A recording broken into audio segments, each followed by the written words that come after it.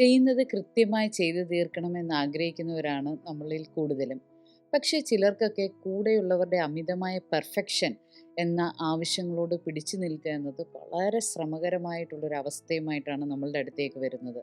അത് ചിലപ്പോൾ ഭാര്യയോ ഭർത്താവോ മക്കളോ മറ്റ് കുടുംബാംഗങ്ങളോ ഒക്കെ ആവാം.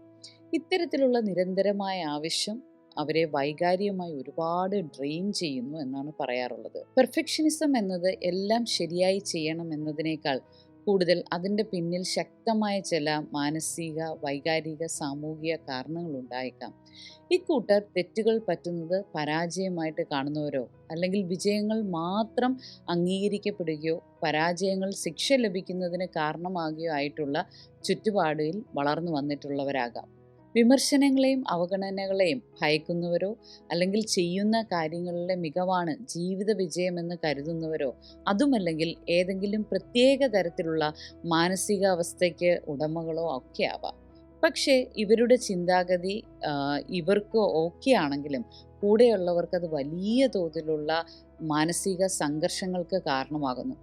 ഇത് ചിലപ്പോൾ അവരുമായുള്ള ബന്ധങ്ങളിൽ തന്നെ വിള്ളലുകൾ വരുത്തിയേക്കാം. ആ റിലേഷൻഷിപ്പ് ബ്രോക്കൺ ആവും. അതിനാൽ ശരിയായ മനസ്സിലാക്കലുകളും പിന്തുണയും ഈ ഒരു അവസ്ഥയെ കൈകാര്യം ചെയ്യുന്നതിന് ആവശ്യമാണ്.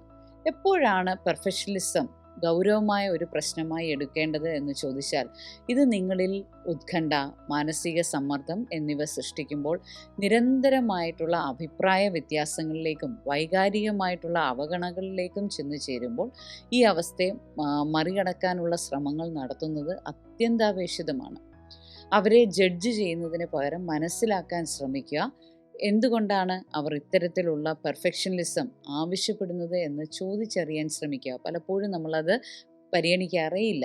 ഒരിക്കലും അവരുടെ ഈ മാനസികാവസ്ഥ നിങ്ങളുടെ പെരുമാറ്റത്തെ സ്വാധീനിക്കാതിരിക്കുന്നതിനായി നിങ്ങൾക്ക് സ്വീകാര്യമായതും അല്ലാത്തതുമായ കാര്യങ്ങൾ അവരെ പറഞ്ഞു തന്നെ മനസ്സിലാക്കുക.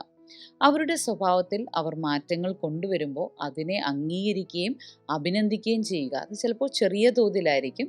ഇങ്ങനെയുള്ള കാര്യങ്ങൾ നിങ്ങൾ പിന്തുടർന്നാൽ നിങ്ങൾക്ക് പെർഫെക്ഷനിസം, നമ്മുടെ കൂടെ നിൽക്കുന്നവരുടെ പെർഫെക്ഷനിസത്തെ ഒരു പരിധി വരെ പിടിച്ചു നിർത്താനായിട്ട് സാധിക്കും. അല്ലെങ്കിൽ അത് നിങ്ങളുടെ ബന്ധങ്ങളിലേക്ക് വിള്ളലുകൾ ഉണ്ടാക്കാതിരിക്കാൻ സാധിക്കും. എങ്കിലും പ്രായം കൂടുന്തോറും പെർഫെക്ഷനിസം കൂടി വരുന്ന ഒരു രീതിയാണ് കണ്ടുവരാറുള്ളത്. അതുകൊണ്ട് തന്നെ നിങ്ങൾ എത്ര ശ്രമിച്ചിട്ടും നിങ്ങളുടെ കൂടെയുള്ള ആളുടെ പെർഫെക്ഷനിസം നിങ്ങളിൽ ഇമോഷണൽ ഡ്രെയിൻ ഉണ്ടാക്കുന്നെങ്കിൽ തീർച്ചയായിട്ടും നിങ്ങൾക്കും നിങ്ങളുടെ കൂടെയുള്ള ആൾക്കും തീർച്ചയായിട്ടും തെറപ്പി ആവശ്യമാണ്. മാനസിക വിദഗ്ധരെ കാണാൻ മടിക്കരുത്. പെർഫെക്ഷനിസം ഒരിക്കലും നമ്മുടെ ബന്ധങ്ങളെ ഇല്ലാതെയാക്കാൻ ഇടവരുത്താതെ ഇരിക്കുക.